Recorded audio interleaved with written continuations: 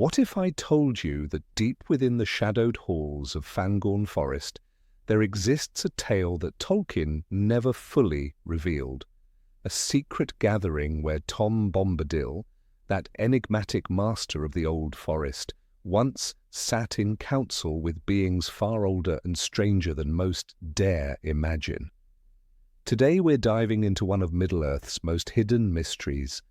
When Tom met the Ents, and what transpired in that ancient woodland parliament that changed the fate of the forest forever. This isn't just another theory about Middle-earth. This is about connections hidden in plain sight, whispered through the rustling leaves of Tolkien's deepest writings. Because when you start looking closely at the relationship between Tom Bombadil and the shepherds of the trees, patterns emerge that suggest something far more significant than casual woodland neighbours.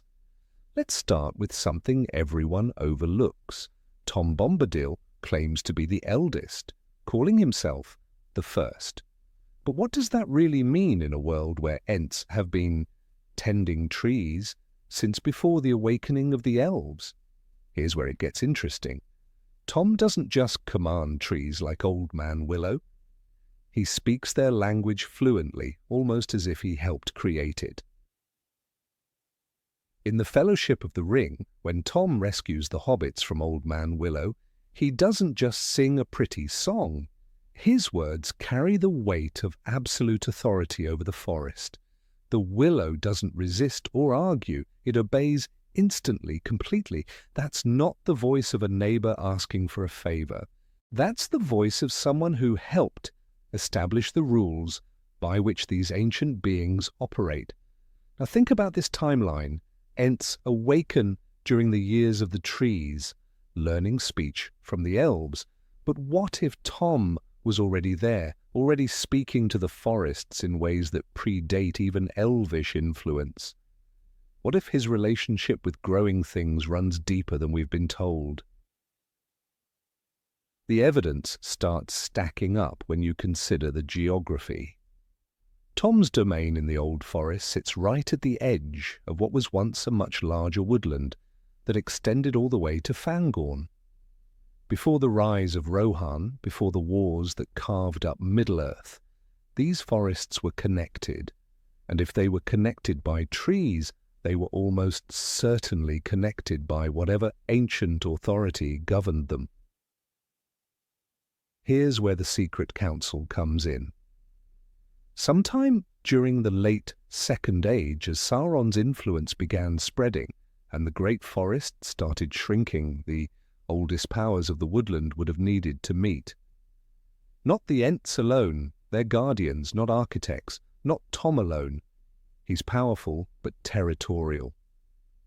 Together, though, they represent something that goes back to the very foundations of Middle-earth. Picture this scene, deep in the heart of what would become Fangorn, where the trees grow so thick that sunlight barely penetrates. Ancient Ents gather in a grove that hasn't seen the footstep of any lesser being. Treebeard is there, of course, but so are others whose names have been lost to time. Ents whose bark remembers the elder days, whose roots run deeper than memory.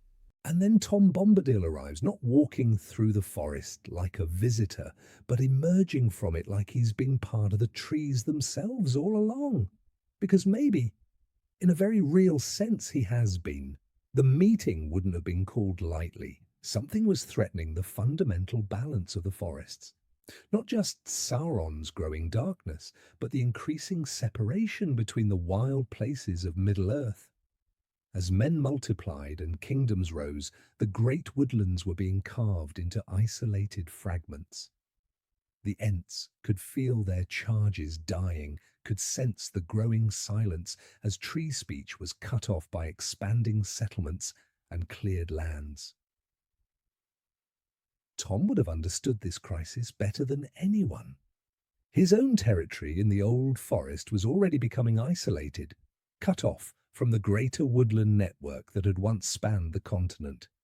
He was holding his ground, but holding it alone.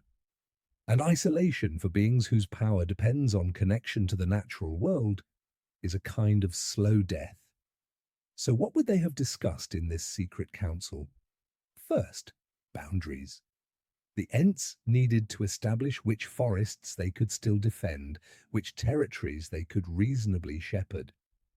Tom needed to understand how far his own influence could extend without overreaching. Together, they had to create a new map of Middle-earth's wild places, one that acknowledged the reality of shrinking woodlands while preserving what could still be saved. But there's something deeper here, something that touches on the very nature of what Tom Bombadil represents.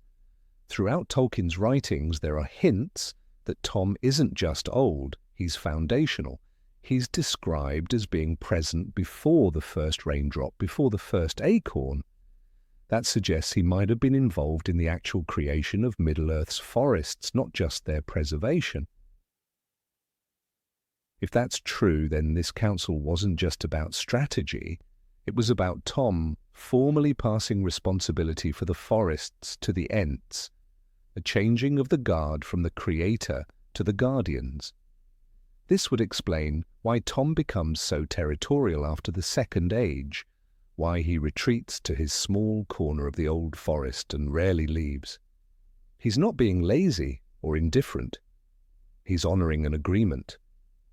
The Ents, for their part, would have accepted a tremendous burden. They were already shepherds of individual trees and groves, but now they were being asked to take responsibility for entire forests, to become the primary defenders of all woodland against the encroaching world of men and darkness. This handover would have required some kind of binding agreement, something that would ensure both parties honoured their commitments. And here's where Tom's famous immunity to the ring becomes relevant in a new way. What if his resistance to corruption isn't just natural immunity, but the result of oaths and bindings so ancient and powerful that not even Sauron's greatest weapon can touch them? The council would have established protocols, ways for Tom and the Ents to communicate across the growing distances between their territories. This explains the strange synchronicities we see in the books. How Tom always seems to know exactly when the hobbits need rescuing, how he appears in the right place at precisely the right time. He's not randomly wandering, he's responding to signals from a network that spans Middle-earth's remaining wild places. Consider the timing of events in Lord of the Rings. When the Ents march on Isengard, Tom doesn't leave his forest to help, but neither do the forces of darkness trouble his borders during that crucial time. It's as if there's an understanding that while the Ents handle the greater threats to the forests, Tom maintains his domain as a kind of sanctuary, a place where the old ways can survive unchanged. This division of responsibility would have been essential for the survival of both powers. The Ents needed the freedom to act decisively against threats like Saruman, even if that meant revealing themselves to the wider world. Tom needed to remain hidden, unchanged, a living repository of knowledge and power that could endure even if the Ents fell. But the most intriguing aspect of this secret council involves what they decided about the future. Both Tom and the Ents would have known that the dominion of men was inevitable, that the age of forests was ending. The question was how to ensure that something of the old world would survive into the new. Their solution was elegant and tragic. The Ents would make their great last stand, shepherding the forests through the War of the Ring and its aftermath, knowing that their active role in Middle-earth was ending. Tom would endure, becoming increasingly isolated but preserving a piece of the original world in his small territory. Between them, they would span the transition from the ancient world to the modern one. This explains Tom's strange detachment during the War of the Ring. He's not being irresponsible when he refuses to take the ring or get involved in the larger conflict. He's honoring an ancient agreement that requires him to preserve rather than act, to endure rather than intervene. His role is to be the bridge between what was and what will be, not to fight in the wars that determine which future comes to pass. The council would have also addressed the question of memory. How do you preserve the knowledge of the old world when the guardians of that knowledge are disappearing? The Ents solution was their long, complex names that contain entire histories. Tom's solution was his songs, seemingly simple verses that actually encode profound truths about the nature of Middle-earth. When Tom sings the hobbits out of trouble, he's not just using magic, he's activating knowledge systems established in this ancient council. His authority over trees and ancient spirits comes from agreements made when the world was younger, when the boundaries between different forms of consciousness were more fluid. There's something particularly poignant about imagining Treebeard and Tom Bombadil in conversation. Both are among the last survivors of the elder days, both carry memories that go back to the beginning of the world, but they represent different approaches to dealing with change.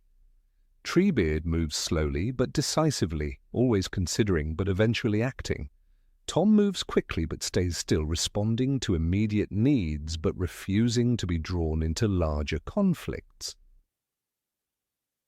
Their council would have been a meeting of these two philosophies, finding ways for action and preservation to complement rather than conflict with each other. The Ents would handle the macro level, protecting entire forests, confronting major threats. Tom would handle the micro level, preserving specific places, maintaining ancient knowledge, providing sanctuary for smaller beings. This division explains some of the apparent contradictions in how they operate. Why don't the Ents ever venture into the old forest, even though it's clearly part of their broader responsibility? Because that's Tom's domain, and they respect the boundaries established in their ancient agreement. Why doesn't Tom ever travel to Fangorn, even when it's under threat? Because that's Ent territory, and he trusts them to handle it. The secret nature of this council becomes important when you consider who else was active during the late Second Age. Sauron was rising, the Nazgul were being corrupted, and various powers were choosing sides for the coming conflicts. A meeting between Tom Bombadil and the Ents would have been incredibly significant strategically, representing an alliance between forces that Sauron couldn't directly control or corrupt. By keeping their agreement secret, they protected it from interference. Sauron couldn't subvert what he didn't know existed. The elves and wizards couldn't try to incorporate woodland forces into their own strategies if they didn't know how those forces were organized. Men couldn't try to claim authority over forests if they didn't understand the actual power structures governing them. This secrecy also explains why Tom seems so disconnected from the larger events of the Third Age. He's not out of touch, he's maintaining operational security. His apparent indifference to the ring, his refusal to get involved in the War of the Ring, his habit of speaking in riddles, all of this protects the ancient agreements that govern how power is distributed among the remaining wild forces of Middle-earth. The Council would have established protocols for the end times as well. What happens when the Ents finally fade and the forests fall silent? Tom's eternal nature suggests that he's meant to be the final guardian, the last connection to the world that existed before men inherited the earth. His territory in the old forest becomes a kind of museum of the ancient world, preserved in amber. But there's a hopeful element to this arrangement too. By establishing clear boundaries and responsibilities, Tom and the Ents created a system that could potentially regenerate. If conditions ever became favorable for the return of the old powers, if men learned to live in harmony with nature again, If the dominion of technology gave way to a renewed respect for growing things, the framework would still exist for the forests to reclaim their voice. This is why Tom's songs are so important. They're not just magical formulas. They're cultural DNA, carrying the information needed to restart the ancient relationships between consciousness and nature. Every time he sings the trees to obedience or calls the flowers to bloom, he's demonstrating that the old connections still exist, just waiting to be reactivated. The Ents, for their part, left their own legacy in the form of the Ent wives. The mystery of where the Ent wives went might not be a tragedy, but a strategy. If the Ent wives survived somewhere beyond the knowledge of history, they represent the possibility of renewal, the potential for the tree shepherds to return when the world is ready for them again.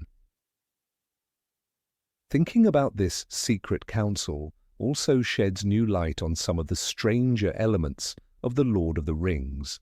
Why do the trees of Fangorn seem almost aware of the larger war shifting to block Saruman's escape route and creating paths for the Fellowship? Because they're responding to instructions from an intelligence network established in the ancient council, coordinated between Tom's local knowledge and the Ents' broader awareness. Why does Tom seem to know exactly when the hobbits will need help, appearing at crucial moments without any apparent communication from outside his territory? Because the agreement with the Ents includes provisions for sharing information across the wild places of Middle-earth. The trees talk to each other and they talk to him. Why do the Nazgul avoid the old forest so completely, never even scouting its borders? Because some echo of the ancient council's decisions still resonates in their corrupted minds, warning them away from territories governed by powers they cannot understand or influence. The genius of keeping this council secret is that it allows the natural forces of Middle-earth to operate according to their own logic, rather than being swept up in the political conflicts of the age.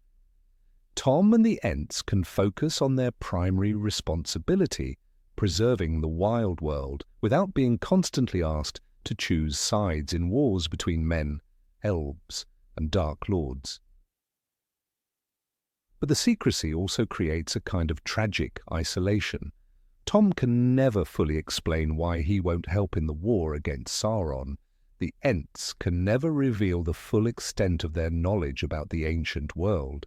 They're bound by their agreement to remain mysterious, to let others think of them as strange but harmless, rather than as repositories of power that could reshape Middle-earth.